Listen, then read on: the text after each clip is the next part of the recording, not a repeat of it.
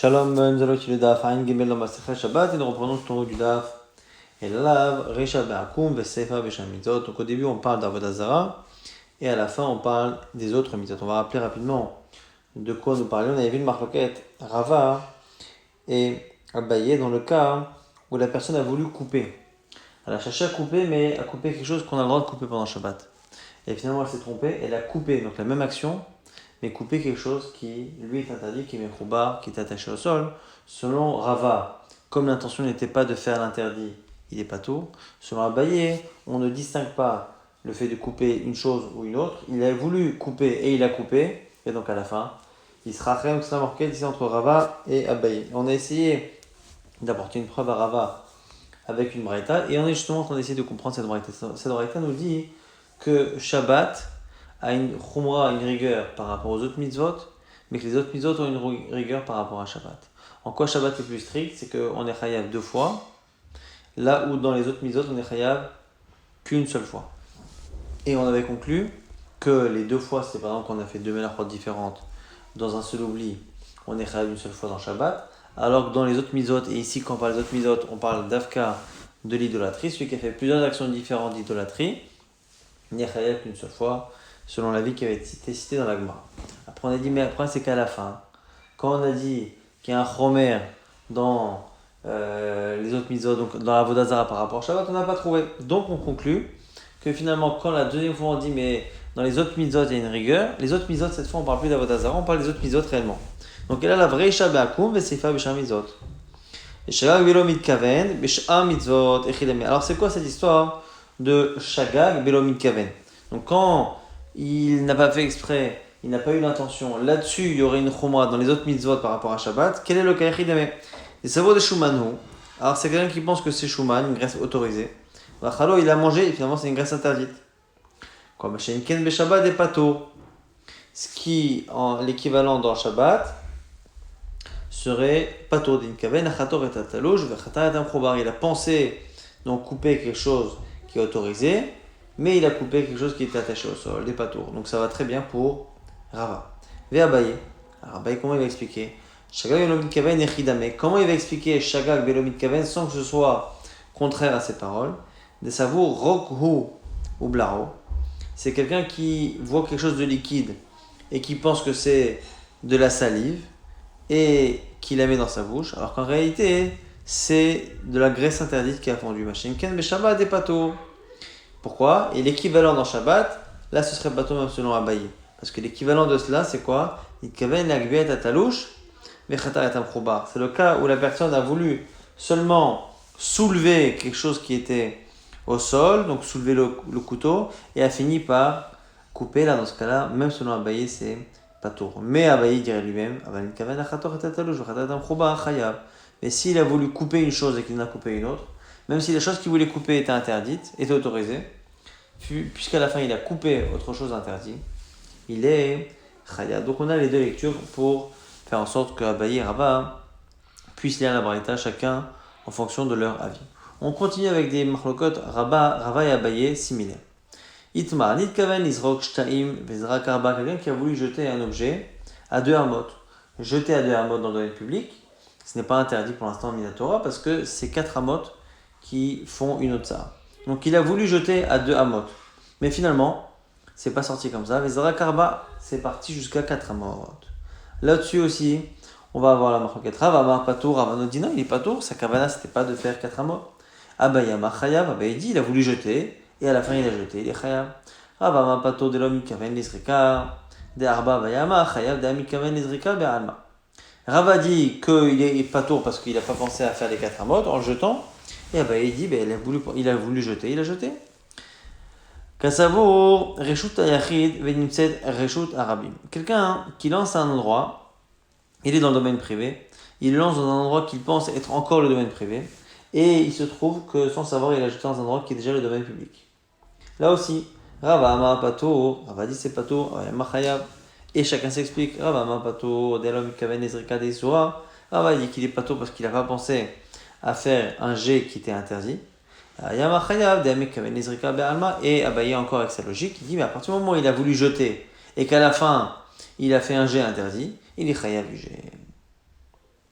La Gemara nous explique maintenant, en quoi on a besoin de ces trois marlokot. Finalement, on voit que Rava et Abaye ont trouvé nécessaire de nous expliquer qu'à chaque fois, ils tenaient dans leur avis dans les trois cas que l'on a cités. Le premier cas, c'est quand il a fini par couper un morceau de plante. Donc, il a fait khatira, sans qu'il le veuille. Le second cas, c'est celui qu'on vient de voir, c'est-à-dire qu'il a pensé à jeter à 2 amot, il a jeté à 4. Et le troisième cas, c'est le cas où il a jeté dans un endroit qui pensait être dans le même domaine privé, et que finalement, il s'avère être le domaine public. Koutsricha, on a besoin des trois. Pourquoi si j'avais enseigné que le premier cas, ou Kamarava, Delom, Kaven, Khatira, Deisura, j'aurais dit, il n'y a que dans ce cas-là que Rava dit qu'il est pas tour, parce qu'il n'a pas pensé à faire un Issour. Aval, Kaven, Izrok, Shtaim, Izrak, Arba, Avelo, Tartelo, Lo, Izrekale. Peut-être que dans le cas là-bas du G de Amot, qui finalement est devenu 4 Amot, et bien, modéler Abaye, peut-être qu'il aurait été d'accord avec Abaye. Pourquoi ? Parce que finalement, ce qu'il a fait n'est pas foncièrement différent de ce qu'il avait prévu. Il avait prévu de jeter à 2 Amot, il a jeté à 4 Amot. Mais dans les 4 Amot, il y a quand même la moitié de cette action, jeter de 2 Amot, qui était ce qu'il avait prévu. Alors que Khata, Kheta Talouche, et finalement il a été Khoter, le Mechouba, ça n'a rien à voir. Alors c'est pour ça qu'on a besoin de ce cas-là. Si je renseigne que les deux premiers cas, je dis Beha Kama Rava, Delam Kaven Izrika Be'arba, Abal Kasamo Reshute Yachid. Il me dit Reshute Rabin, Kaven Izrika De'arba. Et il va me donner la baïe de Tzricha. Il m'a dit peut-être que si j'avais enseigné les deux premiers cas, j'aurais dit oui, mais dans le deuxième cas, au niveau du geste, il a pensé jeter à 2 amot, c'est parti à 4 amot, donc le geste, il n'en avait pas conscience. Alors que dans le troisième cas, il ne sait pas que c'est le domaine public. Mais au niveau du geste, il a exactement visé ce qu'il voulait. Il a jeté à 4 amot, simplement il ne savait pas qu'il était dans le domaine public, et donc il ne savait pas qu'il faisait le melacha. Donc j'aurais pu penser que dans ce cas-là, il est d'accord avec Abaye, Tzricha.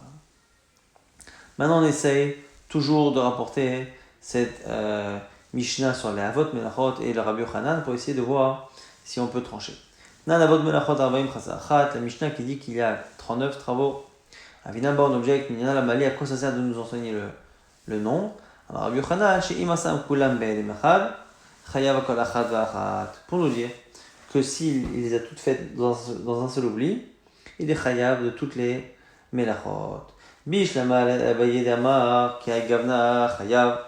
Selon Abaye, donc qui a dit qu'on est Chayav plusieurs fois, et qu'on est Chayav dans les situations où la personne n'avait pas exactement l'intention d'aller jusqu'au bout de cet interdit, mais simplement il a eu l'intention de faire ce geste. Selon Abaye, on comprend. Il sait que c'est Shabbat. Yadala Isur Melachot. Et il sait que même il y a des Melachot. Et Kata'a Bishurin. Et l'erreur qu'il a faite, c'est dans les quantités. Il n'a pas pensé qu'il était en train de couper, il n'a pas pensé qu'il était en train de jeter à 4 amot, ainsi de suite. Et là, les Rava. Mais selon Rava, ou dans ce cas-là, il est pato. Comment tu trouves un Zadon Shabbat, c'est-à-dire qu'il sait que c'est Shabbat, mais il a complètement oublié les Melachot? C'est toujours la question qu'on pose sur cette Mishnah. Si on pense comme Rabbi Yochanan d'avoir Kevan Shogeg de Karet, qu'on peut être Shogeg seulement sur la sanction de Karet. On peut comprendre quelqu'un qui sait que c'est Shabbat avec le lave, mais il n'est pas tour par rapport au Karet. Et là, Issava Keresh Lakish. Si on pense comme Rabbi Shimon ben Lakish, que ce qu'on appelle Shogeg, c'est quand on a tout oublié.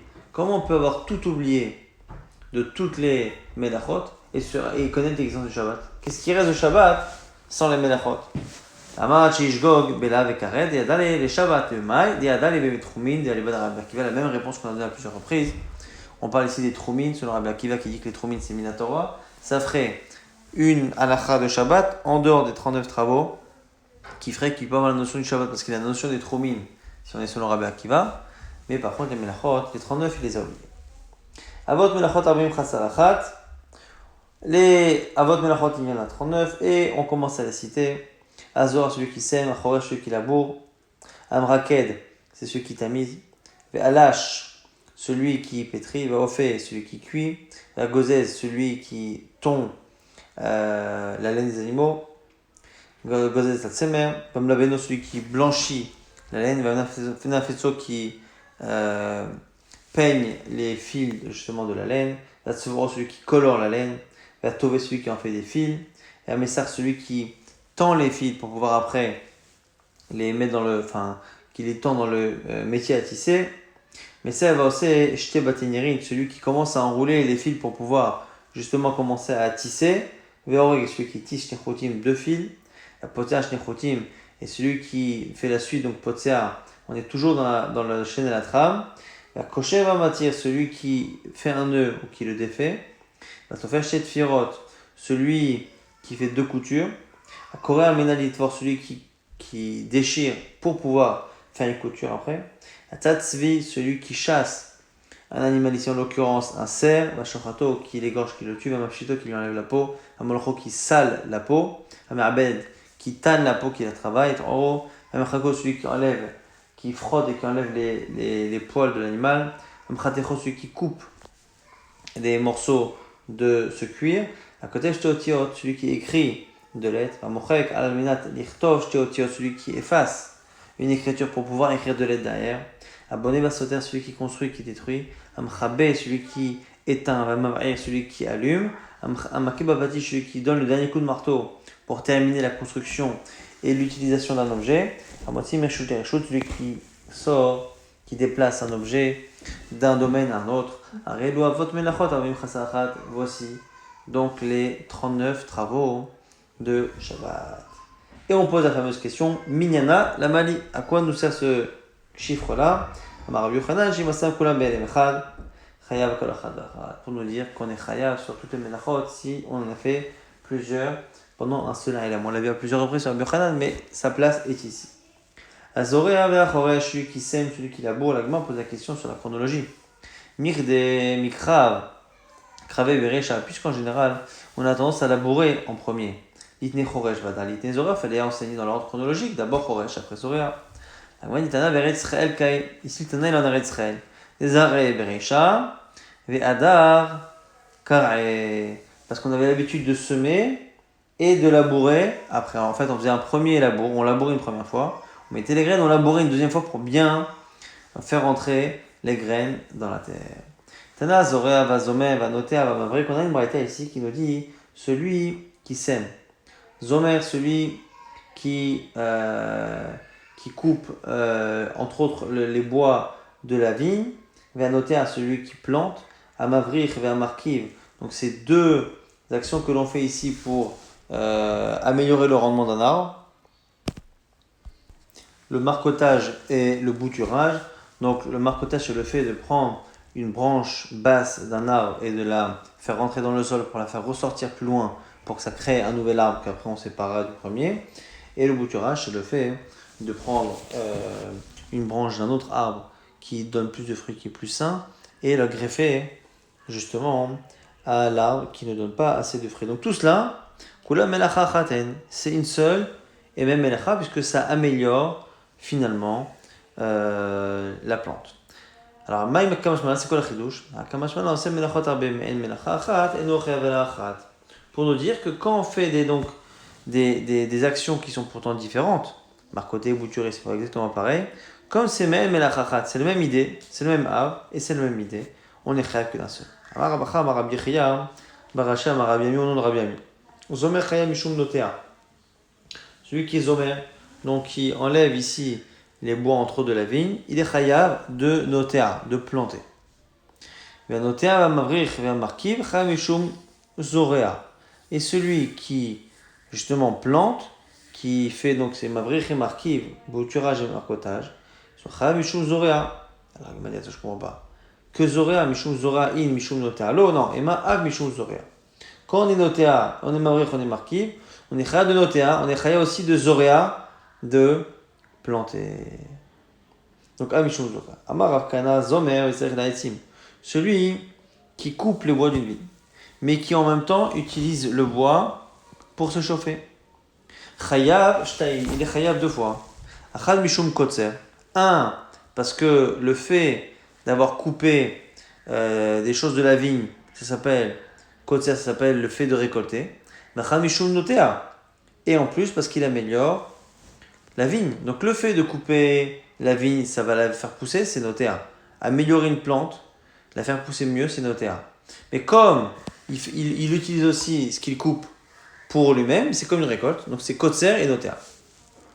Mar Yosef Ayman de Katal à Safsata, celui qui coupe à Safsata, donc à Safsata c'était comme ça des herbes qui poussaient très rapidement, qu'on donnait une sorte de foin qu'on donnait aux animaux, Chayav Shtaim, il est Chayav 2 fois, Chad Mishum Kotser, Chad Mishum noté A, pareil, s'il en a besoin, comme il coupe et que ça a repoussé, c'est noté A, comme il coupe et parce qu'il en a besoin, c'est aussi une récolte. Marabaye Ayman de Kaniv, Silka Chayav Shtaim, Chad Mishum Kotser, Chad Mishum, et ici il faudrait changer le mot, il ne faut pas dire Zoréa, il faudrait dire noté A. Donc pareil ici pour les épinards, quand on les coupe, comme ça repousse, on est chayav mishum shtaim, quand on a besoin de ces épinards, on est chayav de la récolte, on est chayav de faire pousser une plante. Choresh labouré, tana choresh bachof et bachoretz, kulan melacha achat. On nous dit celui qui laboure, chofer celui qui creuse, bachoretz ou celui qui fait des sillons, kulan melacha achat hen. C'est une seule et même melacha. Amar Rav Sheshet. Etalo gavshushin venatla babait. Celui qui a un monticule de terre chez lui, il l'enlève, il rase ce monticule de terre. S'il est dans une maison, à l'époque il y avait de la terre dans la maison, Babaït Chayav Mishum Bonnet, ça s'appelle construire, puisqu'il construit le sol de sa maison. Bassadé dans les champs, Chayav Mishum Choresh, ça devient Choresh parce qu'il l'a enlevé de la terre. Amar Rava Etalo Guma Metamama, celui qui avait un trou maintenant, et il a rebouché, pareil. Baba il est à la maison, Mishum Bonnet, il construit sa maison, ok, c'est Bonnet. Bassadé c'est dans les champs, Mishum Choresh, on considérera que c'est Choresh. Amar Rabbi Abba, Chofer Gouma Beshabbat no Tzarich Ela Le'afra, celui qui creuse un trou pendant Shabbat, mais qui n'a pas besoin du trou, il a seulement besoin de la terre. Il a besoin de ramasser de la terre. Et il n'en a pas d'autre que en creusant. Eh bien, il va creuser, mais en fait, il ne veut pas le trou. Il n'est pas du tout intéressé par le trou, il est intéressé par la terre qu'il prend. Eh bien, il est pas tour, et